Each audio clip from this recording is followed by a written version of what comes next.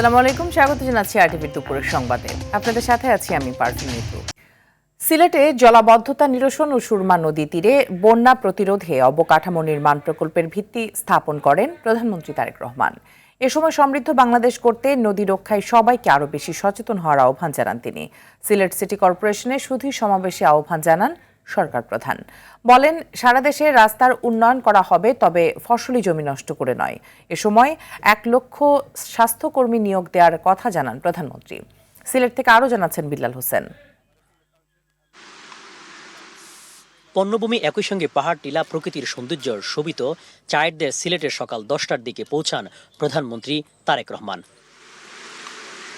বিমানবন্দর থেকে সরাসরি হজরত শাহজালাল রহমতুল্লাহ আলাইয়ের মাজারে যান তিনি। বৈরী আবহাওয়ার মধ্যে মাজার জিয়ারত করে দেশের উন্নয়ন ও শান্তি কামনায় মোনাজাত করেন। এরপর শহরের সুরমা নদীর তীরবর্তী চাঁদনী ঘাটে 4,635 কোটি টাকা ব্যয়ে জলাবদ্ধতা নিরসন, বন্যা প্রতিরোধী অবকাঠামো নির্মাণ প্রকল্পের ভিত্তিপ্রস্তর স্থাপন করেন সরকার প্রধান। পরে সিলেট সিটি কর্পোরেশনের সুধী সমাবেশে যোগ দেন তারেক রহমান। বলেন, অতিবৃষ্টি, পাহাড়ি ডলে প্লাবিত হওয়া, রোধসহ কৃষি উন্নয়ন নিশ্চিত করতে খাল খনন কর্মসূচি চালু হয়েছে। বুড়িগঙ্গা নদীর পানি অসম্ভব রকম বিষাক্ত হয়ে গিয়েছে।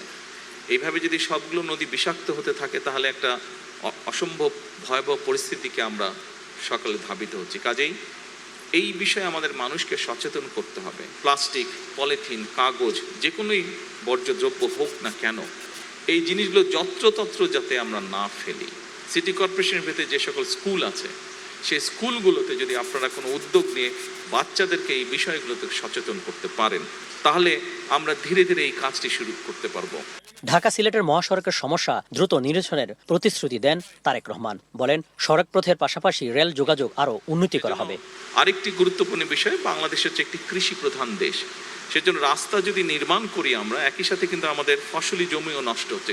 সেজন্য সেই বিষয়টাকে আমাদের মাথায় রাখতে হবে। অবশ্যই রাস্তার উন্নয়ন, আমরা রাস্তার ক্ষেত্রে যোগাযোগ ব্যবস্থা উন্নয়ন করব, কিন্তু রেলটাকে আমরা ডেভেলপ করতে চাই। স্বাস্থ্য সুরক্ষা নিশ্চিতের পরিকল্পনার কথা তুলে ধরেন প্রধানমন্ত্রী। সিলেট মেডিকেল কলেজ হাসপাতালকে 1200 শয্যায় উন্নতি করার প্রতিশ্রুতি দেন তিনি। আমরাও চাই আমরা আমাদের দেশের নাগরিকদেরকে সুস্থ রাখতে, তাদের কাছে স্বাস্থ্যসেবা পৌঁছে দিতে। স্বাস্থ্যসেবাটা, একজন মানুষ যখন অসুস্থ হয় তাকে চিকিৎসা দেওয়া, ডাক্তার, নার্স, হসপিটালের বেড, ওষুধপত্র সবকিছু বেশ ব্যয়বহুল। সচেতনতার মাধ্যমে আমরা যদি অসুস্থ মানুষের সংখ্যা কমিয়ে আনতে পারি, তাহলে যারা অসুস্থ হবেন তারা বেটার সার্ভিস পাবে যখন তারা ডাক্তারের কাছে যাবে, যখন তারা হসপিটালে যাবে। আমরাও এরকম একটি পরিকল্পনা গ্রহণ করছি এবং এর অংশ হিসেবেই আমরা দেশে 1 লক্ষ স্বাস্থ্যকর্মী নিয়োগ করার পরিকল্পনা গ্রহণ করেছি। সিলেটের শিল্প কারখানা প্রতিষ্ঠা ও বিনিয়োগ করার আহ্বান জানান প্রধানমন্ত্রী। 2.5 মাস আগেই সিলেট থেকে নির্বাচনী প্রচারণা শুরু করেছিলেন প্রধানমন্ত্রী তারেক রহমান। এবার ভিন্ন এক পরিচয়ে নগরীর জলাবদ্ধতা নিরসন সহ উন্নয়নের নানা বার্তা নিয়ে পণ্যভূমিতে হাজির হলেন তিনি। তারেক রহমানের নেতৃত্বে উন্নয়নের ধারাবাহিকতা বজায় থাকবে, এমনটাই প্রত্যাশা সিলেটবাসীর। বিল্লাল হোসেন, আরটিভি, সিলেট। সিলেটের কাশীপুর ইউনিয়নে বাইশা নদী পুনর্খনন কর্মসূচি উদ্বোধনের পর কথা বলছেন প্রধানমন্ত্রী তারেক রহমান। দেখে আসছি তারই অংশ বিশেষ।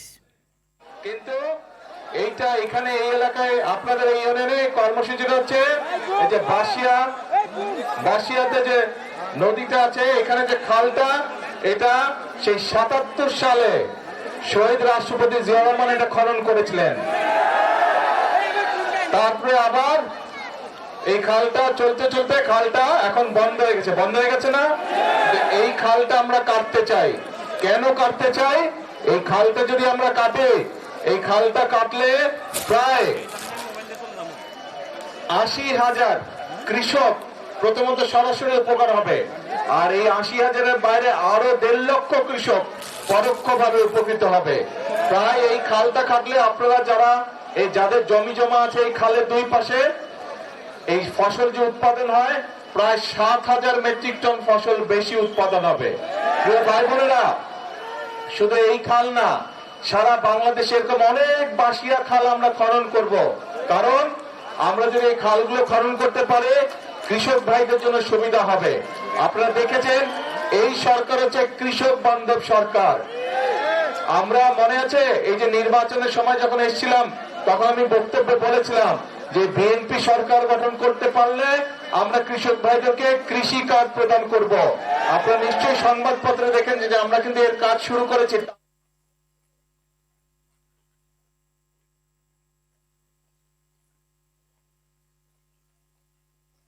ভাইদেরকে আমরা কৃষক কার্ড পৌঁছে দেব। এই কৃষক কার্ডের মাধ্যমে দর্শক, সিলেট জেলা স্টেডিয়ামে আছেন সহকর্মী বিলাল হোসেন। সেখানে খেলোয়াড়দের মেধা বিকাশে নতুন করে ক্রীড়া স্পোর্টসের উদ্বোধন করবেন। সরাসরি চলে যাব সেখানে। বিল্লাল, জানাবেন মাননীয় প্রধানমন্ত্রী আর কি কি অনুষ্ঠানে যোগ দেবেন? আমি তো আসলে আপনাকে জানিয়ে রাখি যে কিছুক্ষণ আগেই কিন্তু সিলেট সিটি কর্পোরেশন আয়োজিত যে সুধী সমাবেশ, সেই সমাবেশ শেষ করে কিন্তু তিনি প্রধানমন্ত্রী কিন্তু যে খাল খনন যে কর্মসূচি, যে এখানে পাশের যে একটি ইউনিয়ন 22 খাল বলে, সেই খাল খননকে এর মধ্যে কিন্তু তিনি এখানে কর্মসূচি উদ্বোধন কিন্তু করেছেন।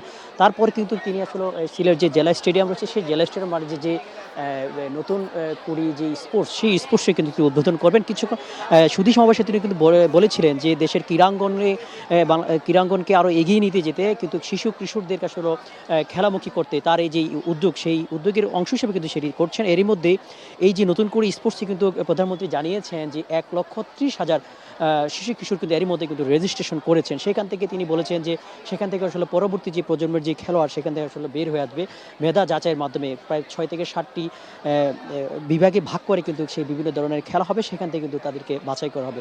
পাশাপাশি যদি আজকে প্রধানমন্ত্রীর অন্যান্য কর্মসূচির কথা যদি বলি, যে সিলেটে কিন্তু সিলেট থেকে তার যে নির্বাচনী প্রচারণা শুরু হয়েছিল, আজকে কিন্তু সিলেটে যে জলাবদ্ধতা যে নিরসন, সেই জলাবদ্ধতা নিরসনের কিন্তু বেশ কিছু প্রকল্প কিন্তু তিনি উদ্বোধন করেছেন। বিশেষ করে যে চাঁদনী ঘাট এলাকায় যে সুরমা নদীর দুই পাশে ওয়াকওয়ে থেকে শুরু করে যে অন্যান্য যে অবকাঠামো, সেটি কিন্তু বলেছেন। পাশাপাশি এর মধ্যেই কিন্তু একটি রাবার ড্রামের বিষয়ে বলা আছে।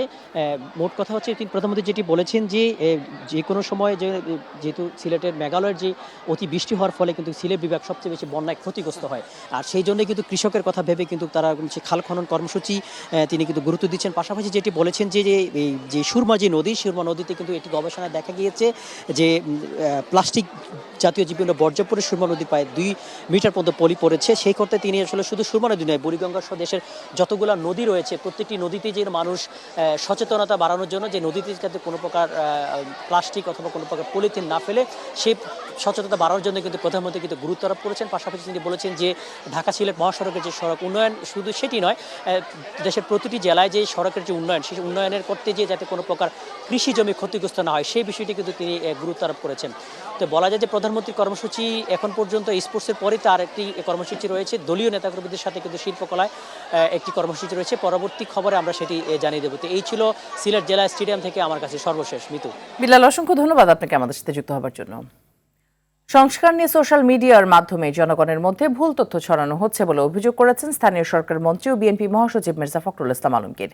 জামাত সহ 11 দল আন্দোলনের নামে দেশকে অস্থিতিশীল করতে চায় বলে অভিযোগ করেন তিনি। দুপুরে শেরেবাংলা কৃষি বিশ্ববিদ্যালয়ের টিএসসি অডিটোরিয়ামে জিয়া পরিষদের উদ্যোগে বিএনপি চেয়ারপারসনের উপদেষ্টা জিয়া পরিষদের চেয়ারম্যান ডাক্তার মোহাম্মদ আব্দুল কুদ্দুসের স্মরণ সভায় তিনি এসব কথা বলেন।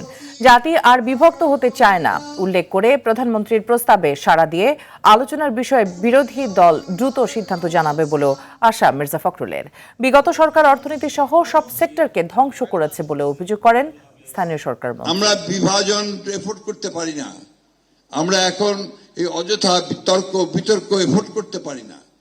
আমাদের লক্ষ্য এখন একমাত্র হওয়া উচিত যে আমাদের অর্থনীতি যেটাকে ধ্বংস করে দিয়ে গেছে ফ্যাসিস্ট আওয়ামী হাসিনা, কিচ্ছু নেই অর্থনীতির। আপনার লক্ষ লক্ষ কোটি টাকা দেনা, আপনারা জানেন সবাই, আমার চেয়ে ভালো কম জানেন না, 80 লক্ষ কোটি টাকা দেনা আমাদের। কোনো দিকে যাওয়া যায় না, কাজ যে করবেন সে কাজের টাকা কোথাও নেই, সব অচল হয়ে আছে। আজকে এই অবস্থা থেকে যদি আমাদেরকে বেরিয়ে আসতে হয়, তাহলে আমাদের সবচেয়ে বড় দরকার হবে জাতীয় ঐক্য। শ্রমিকদের ন্যায্য অধিকার আদায়ে সরকার কাজ করবে বলে জানিয়েছেন প্রধানমন্ত্রীর উপদেষ্টা নজরুল ইসলাম খান। বলেন, বন্ধ চিনি কলগুলো পুনরায় চালু করতে উদ্যোগ নিচ্ছে সরকার।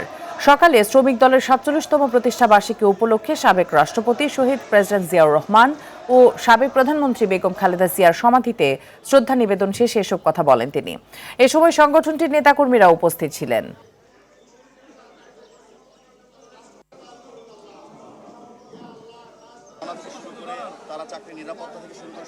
সবারই আকাঙ্ক্ষা যে এই নতুন সরকার, জনগণের সরকার, এই সময়ে এসে আমাদের এইসব সমস্যার সমাধান হবে। কাজটা সহজ নয়, কঠিন, কিন্তু প্রয়োজন করতে হবে। এই জন্য আমরা গতকাল মে দিবসের সমাবেশ থেকেও বলেছি যে আমাদের এই সরকার যে রাজনৈতিক দলের সরকার, সে রাজনৈতিক দল নির্বাচনের আগে একটা নির্বাচনী ইশতেহার ঘোষণা করেছে। সেখানে শ্রমজীবী মানুষের পরিবর্তনের জন্য, ভাগ্য পরিবর্তনের জন্য, কল্যাণের জন্য কিছু প্রতিশ্রুতি আছে। আমরা চাচ্ছি যে অন্তত এই প্রতিশ্রুতিগুলির পর্যায়ক্রমে বাস্তবায়ন করা হোক। বর্ষার শুরুতেই অতিবৃষ্টি আর পাহাড়ি ঢলে তলিয়ে গেছে কিশোরগঞ্জের হাওরের প্রায় 7,000 হেক্টর জমির ধান। চোখের সামনে ধানের নুয়ে পড়া শীষ দেখে দিশেহারা ধান কাটতে আসা জিরাতিরা। এদিকে কালবৈশাখী ঝড়ে পানিতে ডুবে গেছে ঝালকাঠির 6,500 হেক্টর জমির ফসল ধান। সহায়তা না পেলে ক্ষতি পুষিয়ে নেওয়া সম্ভব নয় বলে জানান কৃষকরা। ওদিকে রাতভর টানা বৃষ্টিতে বাঁধ ভেঙে কালভার্টের নিচ দিয়ে সুনামগঞ্জের মধ্যমনগরে বোয়াল হাওরে ঢুকছে সুমেশ্বরী নদীর পানি। এতে তলিয়ে গেছে প্রায় 100 হেক্টর জমির ধান। আগামী কয়েকদিন ভারী বৃষ্টিপাতের সম্ভাবনা রয়েছে জেলায়। এতে তৈরি হয়েছে আগাম বন্যার শঙ্কা।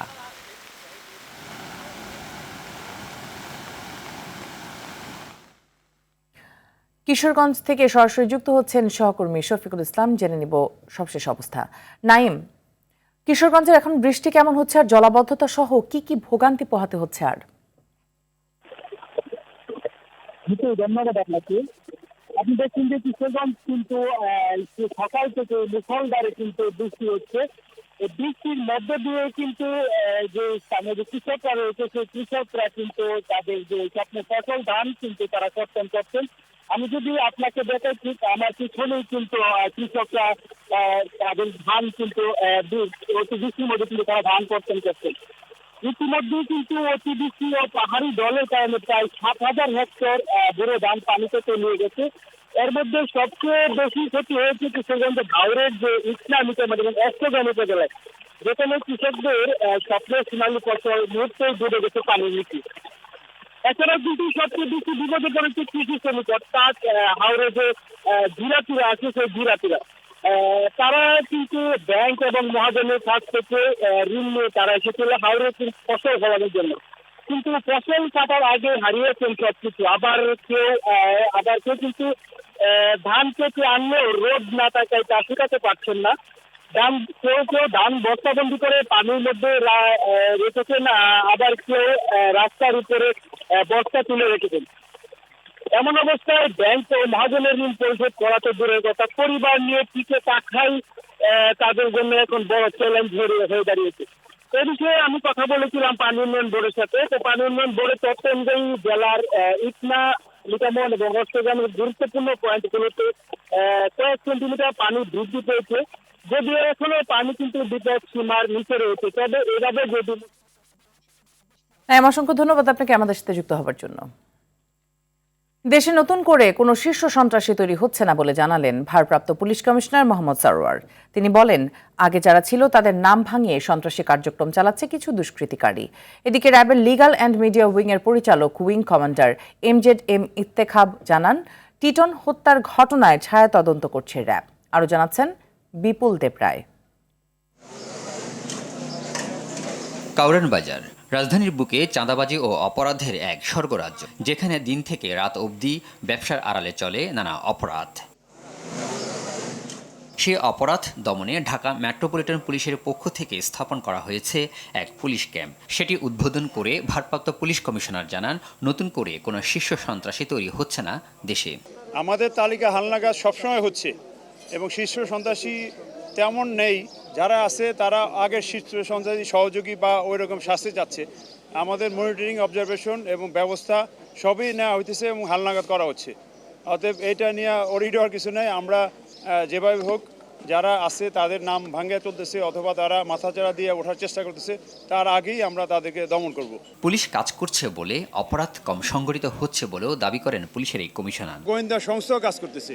এর বাইরেও আমাদের পুলিশ লাইন্স থেকে ফোর্স নিয়ে আমাদের সিনিয়র পর্যায়ে, ডিসি পর্যায়ে প্রায় অভিযান চালানো হচ্ছে এবং এই অভিযান অব্যাহত থাকবে। এদিকে কারণ বাজারে র্যাবের মিডিয়া সেন্টারে লিগ্যাল অ্যান্ড মিডিয়া উইংয়ের পরিচালক শীর্ষ সন্ত্রাসী টিটন হত্যার আসামিদের গ্রেপ্তারে অভিযান অব্যাহত রয়েছে জানিয়ে বলেন, জামিনমুক্ত সন্ত্রাসীদের নজরদারিতে রাখা হয়েছে। আইনের আওতায় যায়, আবার সেখান থেকে বের হয়ে আসে, সেগুলো কিন্তু আমাদের পর্যবেক্ষণে থাকে, আমাদের নজরদারিতে থাকে। এছাড়া রাজধানীর ডেমরায় আইনশৃঙ্খলা বাহিনীর পরিচয় দিয়ে ডাকাতির প্রস্তুতির সময় অস্ত্রসহ 2 জনকে গ্রেপ্তার করেছে র্যাব। অস্ত্র উদ্ধারের যে অভিযান, এটা র্যাব এই বিষয়টাতে সর্বোচ্চ প্রায়োরিটি দিয়ে থাকে। বিপুল দেবরাই, RTV, ঢাকা। নতুন রাজনৈতিক দল ও তরুণ সদস্যদের উত্তাপ আর নতুন প্রধানমন্ত্রী সহ বিজ্ঞ সদস্যদের মধুর সংলাপে শেষ হলো বহুল আলোচিত ত্রয়োদশ জাতীয় সংসদের প্রথম অধিবেশন। এ সময়টায় জনগুরুত্ব আলোচনার স্থান কতটা ছিল? সরকারের জবাবদিহিতা নিশ্চিতে বিরোধী দলই বা কতটা শক্তিশালী ভূমিকা রাখতে পারল? এমন প্রশ্নই ঘুরে ফিরে আসছে। বিশ্লেষকদের মতে দলীয় মতাদর্শের নানামুখী আলোচনা হলেও দেশের বর্তমান সংকটগুলো মোকাবেলার বিষয় তেমন প্রাধান্য পায়নি। সব মিলিয়ে কেমন কাটল প্রথম অধিবেশন? দেখুন সাদিয়া কানিসের রিপোর্টে। বাংলাদেশের ইতিহাসের এক ঐতিহাসিক মুহূর্ত। গত 12 মার্চ শুরু হওয়া ত্রয়োদশ জাতীয় সংসদের প্রথম অধিবেশনে রাষ্ট্রপতির ভাষণে সরকারের নীতি ও পরিকল্পনার রূপরেখা তুলে ধরা হয়। 30 এপ্রিল রাষ্ট্রপতির ধন্যবাদ প্রস্তাব নিয়ে তুমুল আলোচনা আর সমালোচনায় শেষ হয় এই অধিবেশন। এ সময় মত দ্বিমতের দোলাচলে উত্থাপিত 133টি অধ্যাদেশের মধ্যে বিল আকারে পাশ হয় 94টি। এছাড়া 2টি বিশেষ সহ মোট 7টি কমিটি গঠন করা হয়। উল্লেখযোগ্য কিছু বিল নিয়ে দীর্ঘ আলোচনায় বিরোধী দল তুলেছে স্বচ্ছতা ও জবাবদিহিতার প্রশ্ন। আমার মনে হয় আবারও সর্বসম্মতিক্রমে হ্যাঁ জয়যুক্ত হয়েছে। শুধু তাই নয়, রাষ্ট্রপতি ইস্যু, জুলাই সনদ বাস্তবায়ন, সংবিধান সংস্কার সহ গুরুত্বপূর্ণ নানা বিষয়ে আলোচনায় অংশ নেয় সরকার ও বিরোধী দল। বার কয়েক ঘটে 11 দলের ওয়াকআউটের মতো ঘটনাও। সরকার দল জানায় সামনে আলোচনার আরও সুযোগ রয়েছে। সংসদ অধিবেশনের শেষ কয়েকটা দিন মুক্তিযুদ্ধে বিরোধী দলের ভূমিকা নিয়েও সংসদ সদস্যদের মধ্যে উত্তপ্ত বাক্য বিনিময় হয়। এমন পরিস্থিতিতেও 2 দলের পক্ষ থেকেই জানানো হয় জনস্বার্থ রক্ষায় ঐক্যবদ্ধ থাকবেন তারা। প্রধানমন্ত্রী জানান সব আলোচনার দ্বার উন্মুক্ত। অংশগ্রহণমূলক এই মনোভাবকে ইতিবাচক হিসেবে দেখছেন ঢাকা বিশ্ববিদ্যালয়ের রাষ্ট্রবিজ্ঞান বিভাগের অধ্যাপক কাজী মাহবুবুর রহমান। সরকার বিরোধী দলের মধ্যে মাঝে মাঝে অসন্তোষ ছিল, কিন্তু আবার একসাথে কাজও করেছে। বিরোধী দলের মধ্যে অনেক সময় বক্তৃতার মধ্যে কিছু একে অপরের বিরুদ্ধে উৎসাহ ছিল, আবার রম্যও ছিল, আবার একে অপরের প্রশংসাও করেছে। তবে জ্বালানি সংকট, দ্রব্যমূল্যের ঊর্ধ্বগতি, হামসহ জনগণের সমস্যা সমাধানে আশানুরূপ আলোচনা হয়নি বলেও মত তার। বলেন এসব ক্ষেত্রে জন আকাঙ্ক্ষার প্রতিফলন হয়নি। সংসদ হলো জনগণের প্রত্যাশা পূরণের জন্য নীতি প্রণয়নের জায়গা, আইন প্রণয়নের জায়গা, এবং সংসদ হলো সরকার ঠিকমতো চলছে কিনা সেটা প্রশ্ন করার জায়গা। এই 2 জায়গা থেকে আমার কাছে মনে হয়েছে প্রশ্ন ছিল, কিন্তু রাজনৈতিক দলের একে অপরের বিরুদ্ধে প্রশ্ন ছিল না নাগরিকের, বা কমই ছিল নাগরিকের সমস্যা নিয়ে। বিরোধী দলগুলোর আসলে এটা মূল রুল। আমার কাছে মনে হচ্ছে এইবার সংসদে বিরোধী দলগুলো প্রত্যাশিত লেভেলে জনগণের চাহিদা নিয়ে আগাতে পারেনি। সংসদের নিয়ম কানুন নিয়ে নবীন সদস্যদের ভবিষ্যতে আরও দায়িত্বশীল আচরণের জন্য শিখিয়ে পড়িয়ে নেয়ার বিষয়ে অভিজ্ঞদের ভূমিকা পালনের পরামর্শ তার। উক্ত প্রকল্পের আওতায় সাদিয়া কানিজ, RTV, ঢাকা।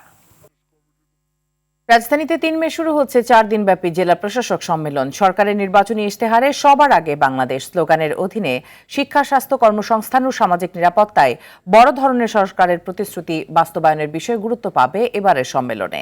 জনপ্রশাসন বিশেষজ্ঞ মোহাম্মদ ফিরোজ মিয়া মনে করেন, প্রশাসনিক ও আর্থিক সক্ষমতা বিবেচনায় সরকার বাস্তবায়ন করতে পারবে ডিসি সম্মেলনে এমন সিদ্ধান্ত গ্রহণ করা উচিত।